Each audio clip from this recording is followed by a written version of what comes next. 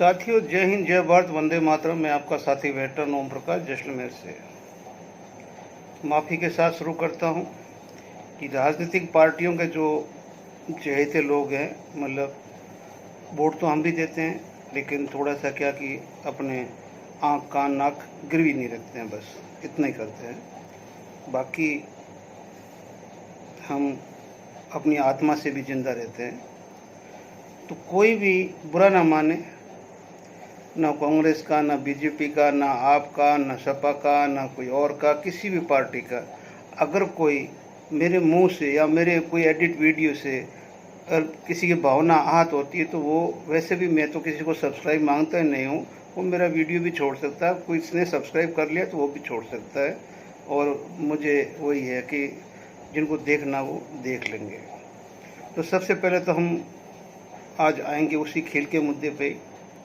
हरियाणा के सभी खाप पंचायतों ने इकट्ठे होकर निर्णय लिया है कि विनेश फोगाट का जो स्वागत है वो गोल्ड मेडल से किया जाएगा, और वो देश की इज्जत, तिरंगे की इज्जत, और उसके साथ जो कुछ भी हुआ है वो भी मानते हैं गलत हुआ है, और वो किसी को दोष नहीं दे रहे हैं और ना किसी को शाबाशी दे रहे हैं।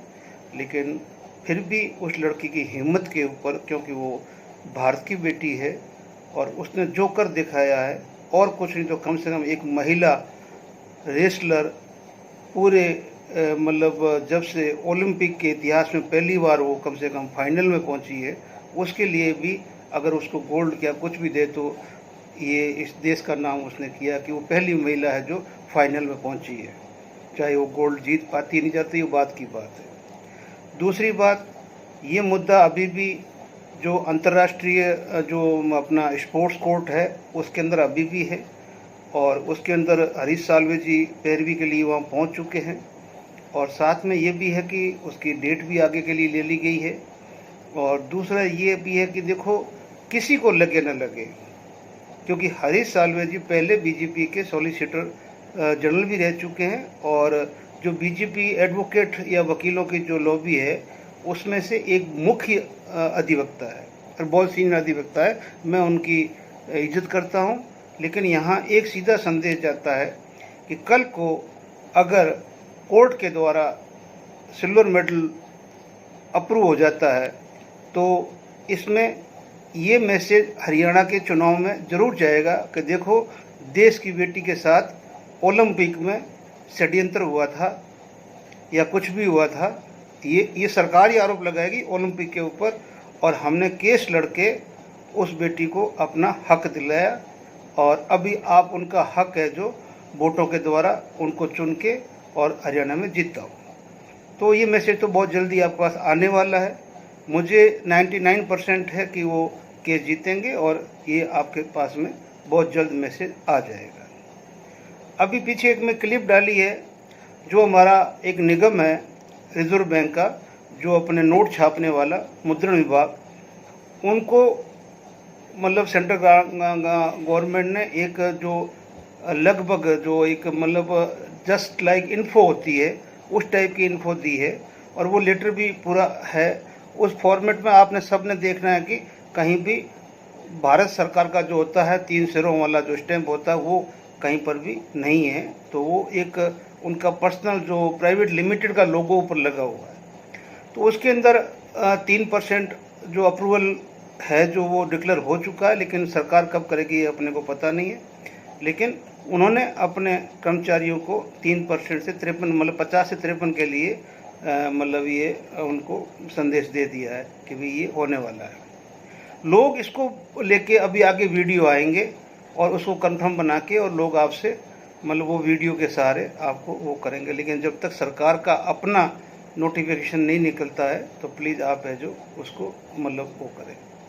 तीसरी बात, जितनी भी भाइयों जो ये नोट अपने OROP 3 की जितनी भी टेबलें आ रही है, आपसे हाथ जोड़ता हूँ, गूगल पे जाइए, ठीक है ना, और गूगल पे जाके आप ओनली टेबल ही डाउनलोड कीजिए, ठीक है ना, टेबल ही डाउनलोड कीजिए, OROP 1, 2, 3 कोई भी टेबल डाउनलोड कर लीजिए। तो आप देखेंगे कि उस टेबल के अंदर जो बीच का हेडिंग होता है उस हेडिंग के अंदर ABCDEFG होता है, ठीक है ना, कि ये मतलब उसमें एक दिया होता है वर्टिकल, एक नंबर दिया होता है। दूसरा जो राइट साइड का कॉर्नर होता है उसके अंदर जो डिक्लेरेशन ऑफ सर्कुलर होता है और सर्कुलर के साथ में जो लेटर होता है, तो वाइट लेटर नंबर, ठीक है ना, जो अपेंडिक्स लिखता होता है, अपेंडिक्स ऑफ लेटर नंबर ये, ठीक है ना, एंड सर्कुलर नंबर ये, उसकी ये टेबल है। जब तक वो आपको कहीं, अब कोई मेरे को ये सुन के अब ये चेप के और फिर बाद में बना के दे दे तो वो बात अलग है। अभी तक जितनी भी टेबल आई है उसके अंदर ये 3 चीज़ें आपने नोट करनी है, ठीक है ना, कि टेबल के बीच के अंदर एंड इक्विवेलेंट भी लिखा जाएगा, ठीक है ना। वो जो उसका फॉर्मेट देखिए आप 1 2 3 का जो टेबल का फॉर्मेट वो चेंज नहीं होता है, ना 1 का हुआ, ना 2 का, ना 3 का होगा। तो उस टेबल के अंदर एक अल्फ़ाबेटिक लिखा जाएगा, ए से लेकर जेड तक जितने भी है ग्रुप वाइज, और उसके साथ में ये जो मैंने बोला राइट साइड का, जब तक ये राइट साइड के अंदर ये अथॉरिटी नहीं लिखी होती है तब तक वो पन्ना किसी के काम का नहीं है। आपको बहुत लोग एश्योर दे रहे हैं, तो मैं आपको यही बोलता हूँ कि आप उस पर मत जाइए। अभी पीछे एक सद्भावना का एक वीडियो है। वो सद्भावना क्या है कि गांव के अंदर होती पंचायत होती है, ये आपस में जो ये लड़ाई चलती रहती है कि शमशान भूमि उसकी कहाँ है, उसकी कहाँ है, उसकी कहाँ है। गांव के एक बहुत ही शालीन घराने ने, राजपूत घराने ने अपनी पर्सनल ज़मीन से जो गांव के जो दलित थे उन दलितों को कैसे वो शमशान घाट के लिए अपनी पर्सनल भूमि दान दी। ये एक उदाहरण है कि आज भी वो समाज दलितों का हितैषी है, और ये कोई ऐसा नहीं कि उन्होंने उनको कोई वोट लेना है या कुछ और करना है, उन्होंने अपना काम कर दिया, लेकिन ये संदेश दिया है इस भारतवर्ष को कि हम सब एक है, एक साथ है। अभी आप बांग्लादेश की जो हिंसा देख रहे हैं, वहाँ ना तो कोई उच्च कास्ट का है, ना कोई निम्न कास्ट का है, ना कोई मध्यम कास्ट का है। यानी कि वहाँ कोई हमारे यहाँ जितना जातिगत जो जितनी है आरक्षण वाली वो लिस्ट उनके पास में नहीं है। वहाँ बस वो मतलब मारने से पहले कच्छा खोल के देख रहे हैं कि कहीं इसकी तोड़ की हुई तो नहीं है, यानी काटा हुआ तो नहीं है, काटा हुआ तो उसको नहीं मारना है। तो अभी आप, मैं इस वीडियो के माध्यम से ये ज़रूर कहूँगा कि अब ये नफ़रत बांग्लादेश में तो थी 71 में, जब बांग्लादेश में ये नफ़रत थी तभी बांग्लादेश को अलग किया गया था, ये तो पता नहीं, ये थी, ठीक है ना। तो अब आप ये सोचिए कि ये चीज़ तो तभी थी, लेकिन हमारे आज़ाद भारत में जब से वो आज़ाद हुआ है तो आज़ादी की लड़ाई के अंदर भी सारी कौमें एक साथ थी, ना कोई नीच था ना कोई ऊंच था। यानी कि हमारे अंडमान निकोबार में जो काला पानी जिसको बोलते हैं, उस काले पानी में आज भी कई ऐसे दलित सूरमाओं की मूर्तियाँ लगी है, तो जो जाके देख के आए हम, तो भाई वहाँ पर तो कोई जात पात नहीं है उन वीरों की कि उनकी असली जात क्या है। और दूसरी बात ये है कि ज़्यादातर मैं इस बात को तो कहूँगा कि ये गवर्नमेंट 14 के बाद आने के बाद में एक विंग जो है वो मतलब कास्टिज्म का ज़रूर बना है, और वो कास्टिज्म का विंग बना है जो सिर्फ ऑन दी हिंदू और मुस्लिम के लिए, वो चीज़ 14 के बाद में ही खतरे में आई है। बाकी हिंदुस्तान तो 4 युगों से, चाहे वो राक्षसों को ले लो, चाहे देवताओं को ले लो, मनुष्य को ले लो, या दुष्ट आदमी को ले लो, और बाकी जितने भी आक्रमणकारी बाहर से आए हैं उनको ले लो, यानी कि ये भारत का जो सपूत है अपने धर्म की और अपने देश की मातृभूमि रक्षा करने के लिए शीश कटाता आया है, शीश कटाता रहेगा, लेकिन जात के नाम पे नहीं, ठीक है ना, जात के नाम पे नहीं, अपनी इस मातृभूमि इस तिरंगे झंडे के लिए आज भी हमारे सैनिक शीश दे रहे हैं। वो किसी कास्ट के नहीं है, कौन सी कास्ट का शहीद हुआ कोई नहीं जानता, दलित है, ब्राह्मण है, वैश्य है या क्षत्रिय है, वो सैनिक की तो कोई जात नहीं है। ये चीज़ अभी इतनी ज़्यादा हो चुकी है कि बांग्लादेश को आप देख लो, तो अभी कल को ऐसे हालात पैदा हो सकते हैं कि गृह युद्ध से हम भी नहीं बच सकते। जो जितने भी दलित नवयुवक हैं उनके अंदर भी एक ऐसी मेंटलिटी भर दी गई है कि आपके ऊपर बहुत ज़्यादा अत्याचार हुआ है पिछले 4 युगों के अंदर, और वो 4 युगों का एक साथ ही बदला अब लेना चाहते हैं। और श्रवण कास्ट के अंदर भी ये भावना आ चुकी है कि भाई हम आपका पहले हितैषी थे और आज भी है, लेकिन वो उस चीज़ को लिए नहीं मानने के लिए तैयार है। जाति जब संविधान के अंदर ही जातिगत व्यवस्था कर दी तो फिर आप समाज को क्यों दोष देते हो भाई? अगर जातिगत ये मतलब नहीं होती, आरक्षण नहीं होता, तो आरक्षण तो संविधान ने दिया है ना, जातियों के आधार पर दिया है ना। तो जब संविधान ने ले लिया है तो उसमें क्या है, ठीक है ना। अब ये कांग्रेस, तो कांग्रेस को तो अगर महात्मा गांधी के वर्डों में कहा जाए तो उन्होंने बोला हमारा काम पूरा हो गया, कांग्रेस को ख़त्म कर दो। लेकिन ख़त्म कर देते तो फिर कांग्रेस की नींव कहाँ से लगती राज करने की। तो जितनी भी पार्टियां आई है, पहले जनता पार्टी आती थी, जो भी पार्टी आई है, बीजेपी भी ने पहले शासन किया है, लेकिन कभी ये चीज़ कि मतलब कि एक साथ रहते हुए बंदों को इतने दुश्मन बना दिए गए कि इतनी नफरत पैदा कर दी गई एक दूसरे के बीच में, जो मैं व्यक्तिगत तौर पे उस चीज़ को सहन नहीं कर सकता। मैं तो मालिक के वहाँ से यही बोलता हूँ कि भाई वहाँ के सब बंदे हैं, अब कौन क्या है क्या नहीं है, लेकिन मुझे माफ़ करें, मैं उस जातिगत टिप्पणी नहीं करना चाहता। लेकिन इसकी व्यवस्था संविधान में है, इसलिए किसी समाज को दोष देना बेकार है। और समाज के जो अति आतुर होके जो हमारे भाई दलित ओबीसी जो कुछ भी है, वो भी अगर आज आगे आ रहे हैं तो ये गलत है कि पहले उनको पीछे का इतिहास भी पढ़ना चाहिए कि इतिहास के अंदर मरा कौन है, शीश किसने दिया, कटवाया किसने।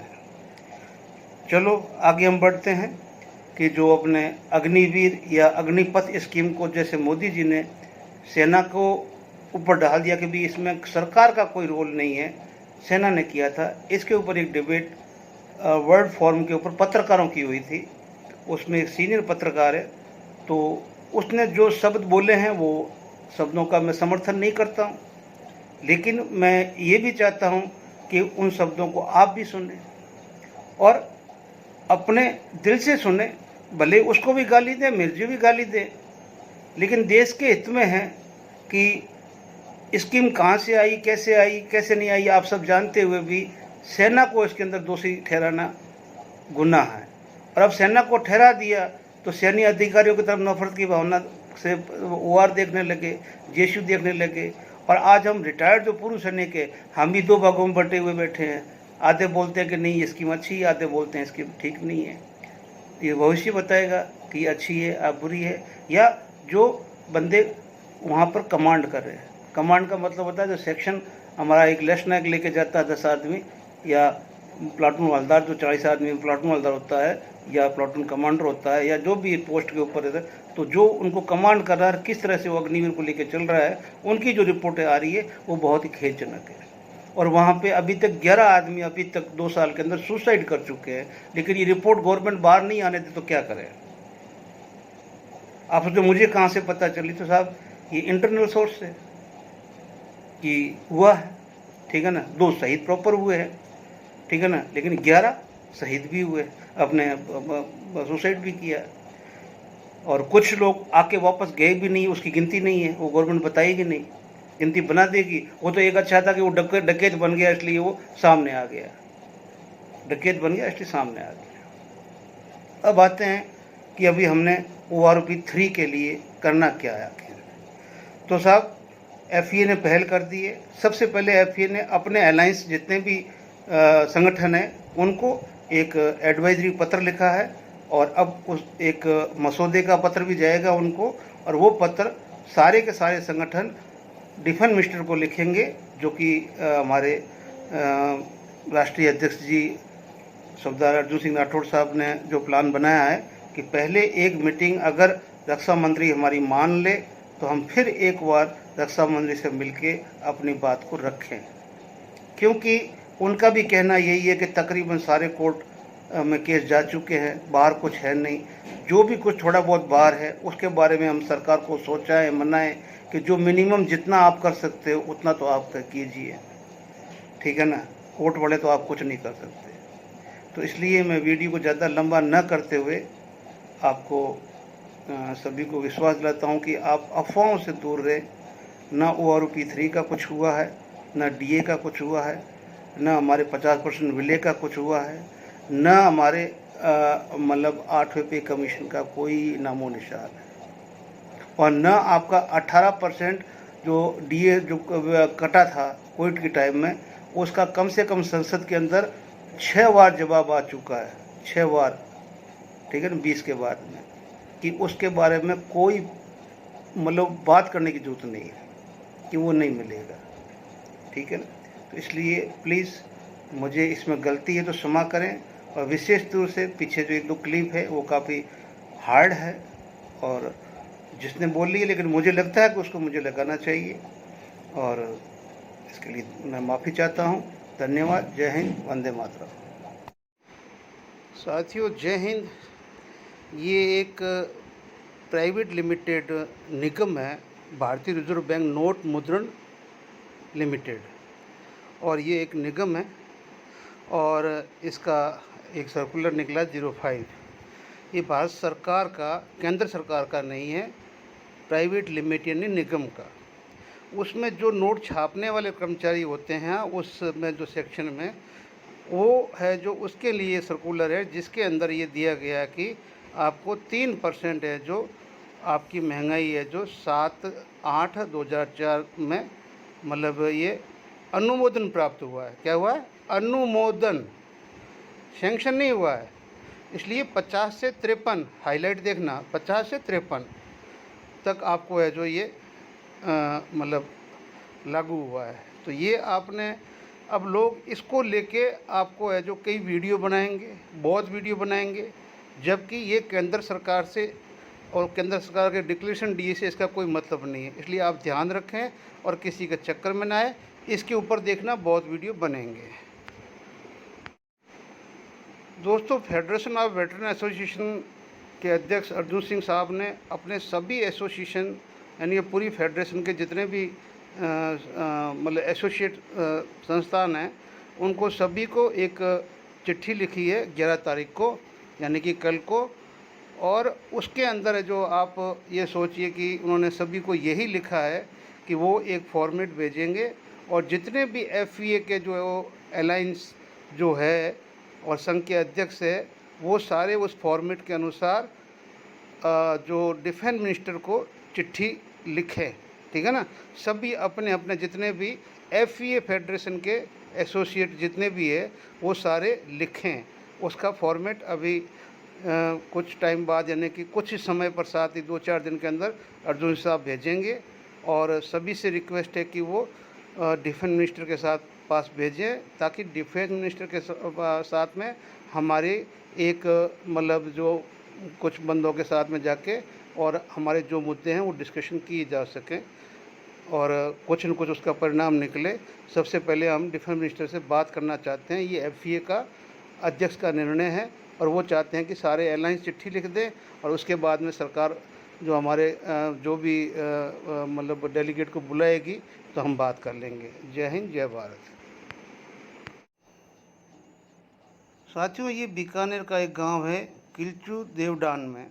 नवाचार, दलित समाज के शमशान के लिए भूदान कर दिया, सामाजिक समरसता का परिचय। ग्राम पंचायत किलचू के दलित समाज के शमशान भूमि की चली आ रही समस्या का समाधान रूप सिंह जी, जेठू सिंह जी, चतर सिंह पुत्र स्वर्गीय रेवंत सिंह जी चांदावत ने अपने खातेदारी की भूमि से 2.25 बीघा भूमि के उपयोग हेतु मेघवाल समाज, नायक समाज, सासी समाज को रजिस्ट्री करवाकर सुपुर्द की है। गाँव किलचू देवडान में भारत माता रोड पर गांव के सक्रिय सामाजिक कार्यकर्ता रूप सिंह चंदावत और पूर्व सरपंच राजेंद्र सिंह देवडान जमीन के कागजात मेघवाल नायक एवं सांसी समाज के प्रमुख लोगों को प्रदान कर सामाजिक समस्या का परिचय दिया है।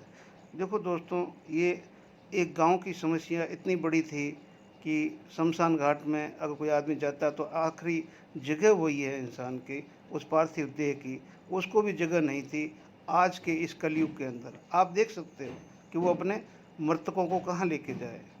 तो इसमें अगर मान लो कोई परिवार आ गया कि ऐसा काम करता है, तो यार हम 140 करोड़ की आबादी वाले डेली कलंकित काम कितने करते हैं, हमारी खुद के अंदर एक आत्ममंथन होना चाहिए। जय हिंद, जय भारत।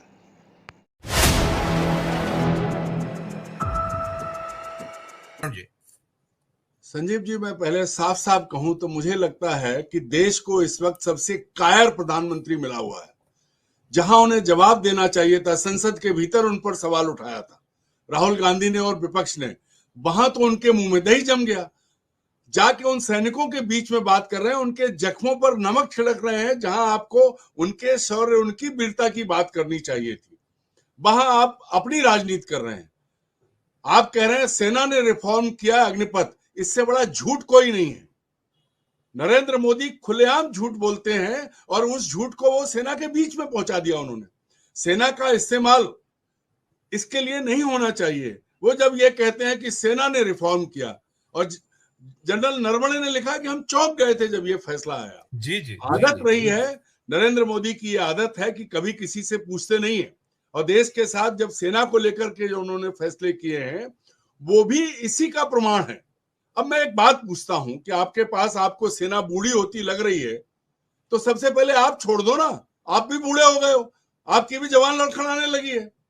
मुद्दा यह है कि अगर आप अग्निवीर योजना लाए थे, आप देश की सेना को जवान रखना चाहते हैं, उसकी उम्र घटाना चाहते हैं, तो प्लान बनाइए। जितनी आपके पास सेना है उतने ही कमोबेश पैरामिलिट्री फोर्स भी है।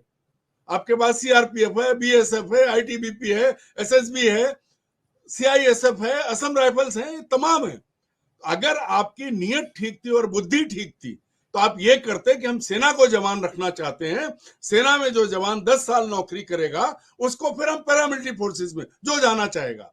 आपने नहीं सोचा, आपने अपनी बुद्धि नहीं लगाई, आपने थोप दिया। अब आप उसका गुणगान करते घूम रहे हैं। अब ये सब कह रहे हैं कि हम 10% को ले लेंगे।